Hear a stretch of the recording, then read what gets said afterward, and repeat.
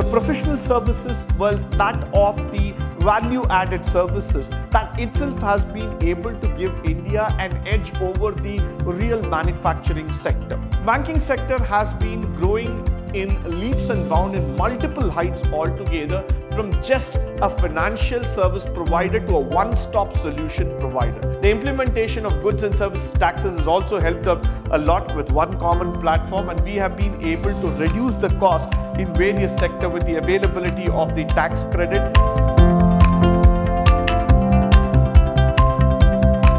Good morning and welcome to the Session 5, Chapter 3, Unit 1, First Semester BCom, Pre-Reforms of Indian Economy, where we are going to speak about service sector in India. This is one sector that emerged after the year 1990, and that sector really took over the Indian economy by storm. Now, the reforms of the 1990s have been associated with the expansion of service sector, though in the midways of 1980s we had spoken about the sector, but nevertheless, after 1991, when we started on the path of liberalization, privatization and globalization, services sector became the success mantra for the Indian economy to grow. Now, when you start looking here, India had a serious problem in the year 91-92 when we were talking about the balance of payment. India was completely shaken out in terms of the money factor. The financial position was very bad. So we decided that let's open the gates of our boundaries so that we will start exporting, we will start become an export-oriented nation. Let's start embracing the open economy altogether. The service sector is not only dominant with India's GDP, but has also attracted a lot of foreign investment that has contributed significantly and has provided a large-scale employment to our country. Now, this is very important for us to understand. Why? Because when you look into the service sector, this has been an enabler, this has been a path driver which has been able to create employment for hundreds and thousands of people out there, and at the same time, services sector was able to give a new dimension to the Indian economy. One side, when we were concentrating only on manufacturing and agriculture, service sectors suddenly started booming in India, showing the presence of the skilled manpower that this country has. And the most important thing here is that with the opening up of privatization post 1992, we could understand that we have the competence to make ourselves more stronger in the international market, create a benchmark for ourselves, and also showcase our products, our services, and the talent which could attract huge amount of foreign investment back into our economy. Now, with that, when we started moving into the service sector, such as trade or hotel, restaurants, transport, when we talk about storage, communication, or about the financing, insurance, real estate business, a host lot of services that we have been talking about, all the sectors have been able to provide an amount of assurance to the Indian economy, stating the fact that yes, we are on the right track towards growth. Now, if you start looking into the hospitality and the tourism sector, India has never witnessed this amount of growth in the last 30-40 years, let's say. Why? Because this is the time period where India started improving its importance, its infrastructural facilities, especially in terms of transport and logistics, with n number of airports coming up in India. Privatization of railways is also on the cards, and then we are trying to bring in the high-speed rail, the metro, and so many other connectivity factors, which is making India more an accessible nation outwards.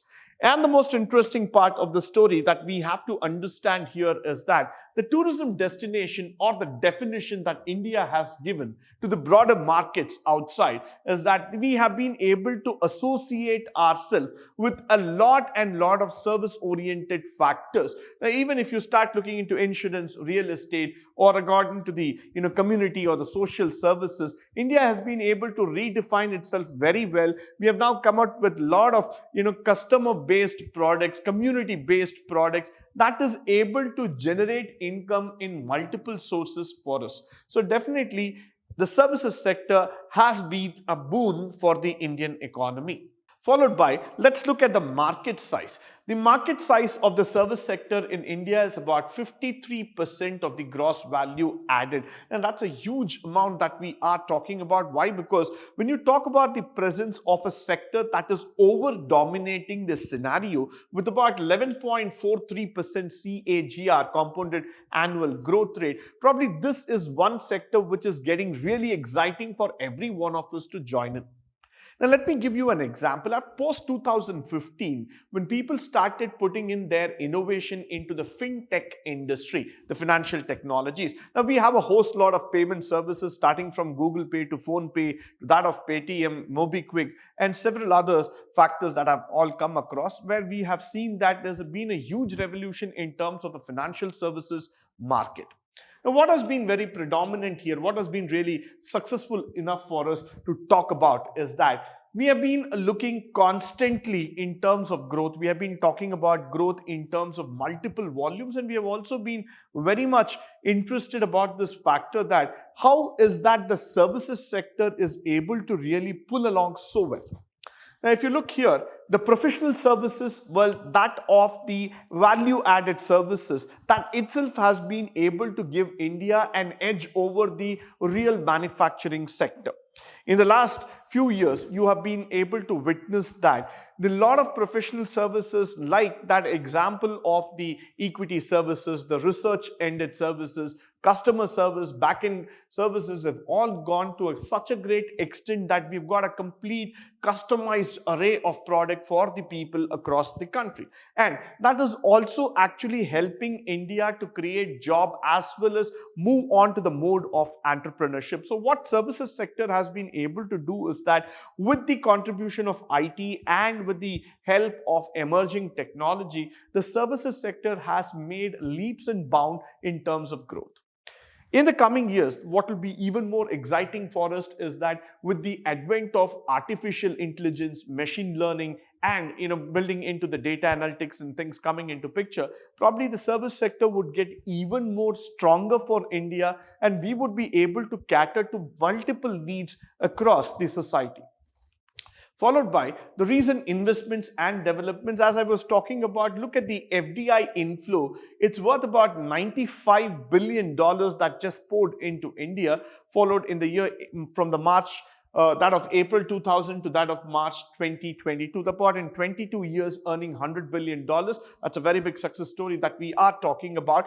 And nevertheless, with the help of services sector coming in and the forex inflows gathering up a lot of steam in India, definitely what I find and I feel is that the Indian sector is making up a huge amount of growth factor altogether. So that's where we are seeing that the Department of Promotion of Industry and the Internal Trade is also trying to push it to that extent, to that level where we will be able to seek growth in the coming years. Followed by in the October 2021, the Health Minister's e-Sanjeevani program that we have been talking about, the telemedicine that's come across, it has crossed 14 million in terms of consultations, in terms of its launch, enabling the patient to doctor consultations and which confined to the home. And in fact, we have made the medical tourism or the medical facilities available right at your doorstep. Now, this is one sector where I would like to speak about for a minute. Why? Because the medical sector, as in the healthcare sector, has always been a sunshine sector for India, an emerging sector that we have always tried to grow upon.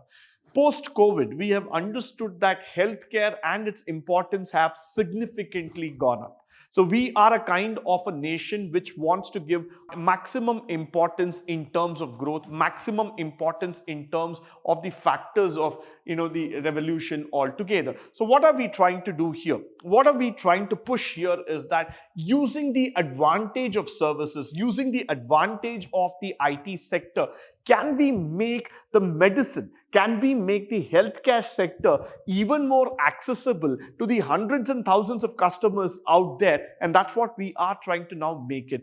At some point of time, we are here to redefine the healthcare so that it is made simpler and it is made available for each and everybody. So in the long run, probably healthcare sector would be again a big turnover factor coming in, a big game changer altogether that would be able to generate revenue as well as create a new front in the services sector. Followed by the government initiative. Now, the government of India never left any stone unturned. Rather, they went behind each and every opportunity, trying to create a huge amount of exposure, a huge amount of growth factor altogether. So let me just start with that factor looking here. The government of India recognizes the importance of promoting growth within services sector and provides several incentives across a wide varieties of sector like healthcare, tourism, education, engineering, communications and transportation, information technology, banking, finance and management among banks. With the advent of new education policy and the new emerging universities in India, and probably all of us know that India is now ready to welcome the top universities of world into our sector altogether. Now, what is happening here is that the government of India has slowly started recognizing the factor very clearly that every single sector has got an opportunity to enable service with it. Now, banking itself, for example, one of my favorite areas and sectors which I would always like to talk about, banking sector has been growing in leaps and bounds in multiple heights altogether, from just a financial service provider to a one-stop solution provider. Let me just enhance the example for you. 30 years back, when you would have talked about bank assurance to the State Bank of India or probably any other government bank, people would have just looked at you in all amaze, in all surprise altogether. But today, when you start going back in terms of understanding the entire factor, the entire ideology altogether of the banking services, today banks are able to provide hundreds and thousands of activities for you.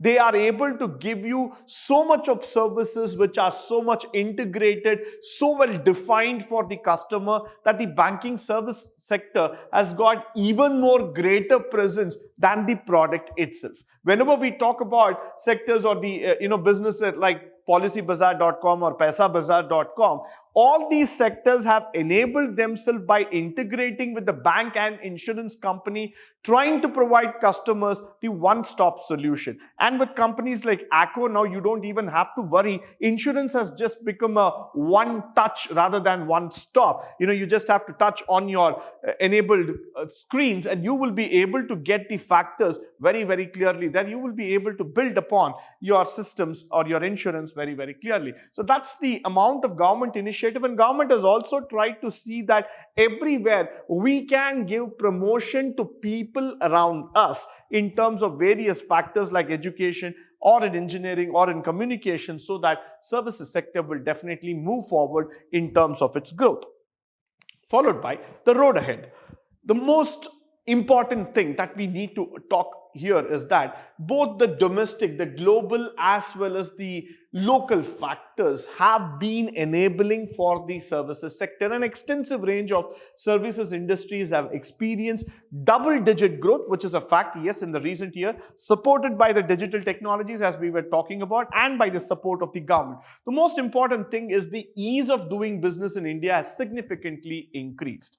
Now, whenever you see the advertisement of Uttar Pradesh state coming across your TV channels, or Madhya Pradesh or Odisha or Gujarat or Maharashtra or Karnataka, any other state for that matter, what has become very significant today is that India has started marketing each and every state and district in order to promote trade and technology. Now, what has happened here is that India has started behaving like a capitalistic economy, trying to promote each and every aspect of it, and we are trying to build a very strong brand a strong international presence rather, through which we would be able to tell the multinational corporations across the globe that India is ready to accept you. India is ready to take up the challenge. We have the people, we have the process, and we have the technology with us. So this is the right time. Please do come to India,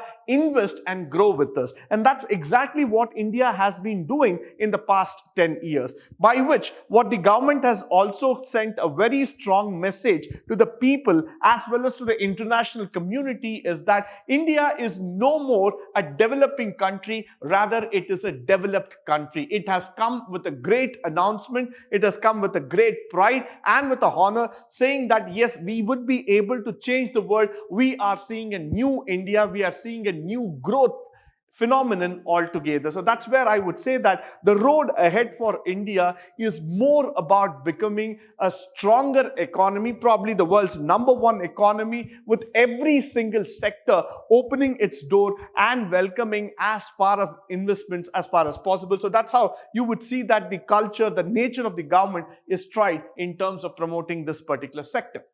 Now, the other thing is that due to the ongoing changes in the areas of lowering trade barriers, FDI regulations and all those factors, definitely the trade is getting promoted. And by 2025, the healthcare industry is expected to reach a 372 billion, a massive income, a massive improvement altogether.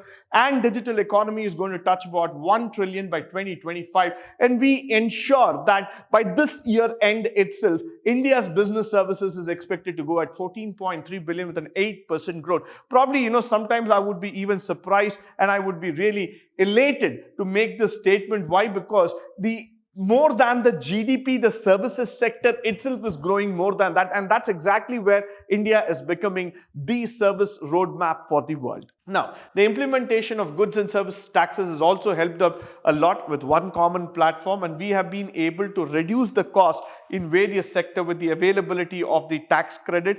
India's software service industry has also made a lot of change, a rapid growth platform altogether. With this, I would like to come to the end of this particular session. I hope and believe that all the factors that have been discussed through this particular session will be of a great value to you, both in terms of practical walk of life as well as from the theory standpoint. In the upcoming sessions, we are going to discuss about the different plans that were involved in the pre-economic situation of India. But until then, stay tuned, stay blessed, and stay enlightened forever. Thank you once again for joining me today on this wonderful session.